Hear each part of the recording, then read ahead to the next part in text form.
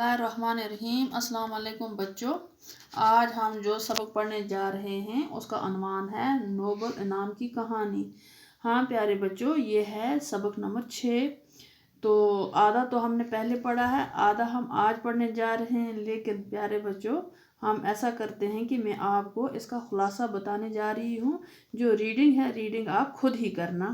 तो चलो शुरू करते हैं। अब इसका खुलासा। अल्फ्रेड नोबल स्वीडन के रहने वाले थे। उनके वालिद एक ताजिर थे। उनकी पैदाश 21 अक्टूबर 1833 को स्वीडन की राजधानी स्टॉकहोम में हुई और 63 साल की उम्र में उनका इंतकाल हो गया। पैदाश के वक़्त वो काफ़ी गरीब थे। जब अल्फ्रेड नोबल 9 बरस के थे तो गुर्बत की वजह से उन्होंने वतन छोड़ दिया और सेंट पीटर्सबर्ग चले गए। सेंट पीटर्सबर्ग उस वक़्त रशिया की राजधानी यानी कि रूस की कैपिटल थी। चूँकि वो काफ़ी गरीब थे तो कुछ वक़्त वो घर पर ही तालीम हासिल करते रहे और जब इनकी माली हालत बेहतर होने लगी तब वो बाकायदा तालीम हासिल करने के लिए बाहर चले गए। उन्होंने यूरोप का भी दौरा किया, कई ज़बानें सीखी, वालिद के साथ तजर्बात में मसरूफ़ हो गए। 29 साल की उम्र में इंजीनियरिंग और केमिस्ट्री में माहिर हो गए और नाइट्रोग्लिसरीन दरियाफ्त की, जिसकी मिलावट से 1867 में उन्होंने डायनामाइट इजाद किया। ये एक किस्म का बारूद है जो पहाड़ों को लम्हों में उड़ा सकती है। हाँ प्यारे बच्चों, आगे क्या है इसके भाई की मौत भी डायनामाइट के फटने से हुई थी।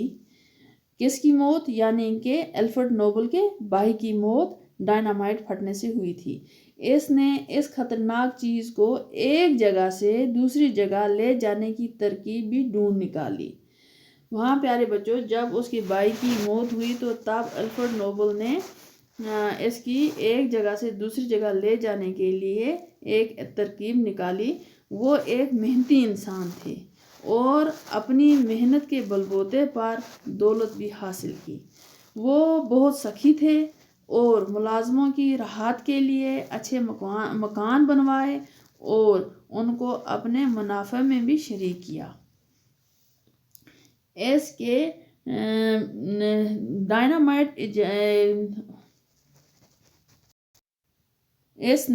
डायनामाइट की इजाद इंसानियत की बेहतरी के लिए की, ना कि जंग व दहशत के लिए।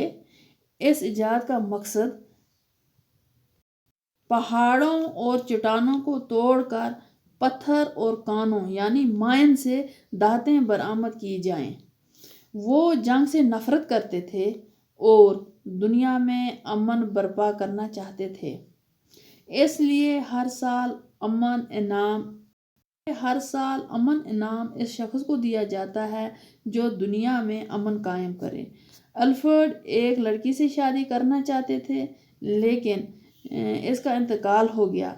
इस हादसे की वजह से इसने पूरी दौलत नेक कामों के लिए वक्फ कर दी और तमाम उम्र शादी नहीं की और वसीयत की यानी कि हिदायत की।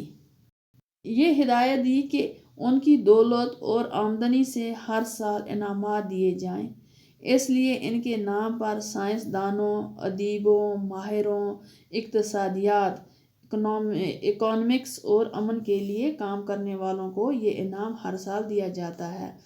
तो प्यारे बच्चों, हमने ये सबक ख़त्म किया। सबक का अनुमान क्या था? नोबल इनाम की कहानी। तो इंशाअल्लाह अगली वीडियो में मैं आपको इसके सवालात बताऊंगी।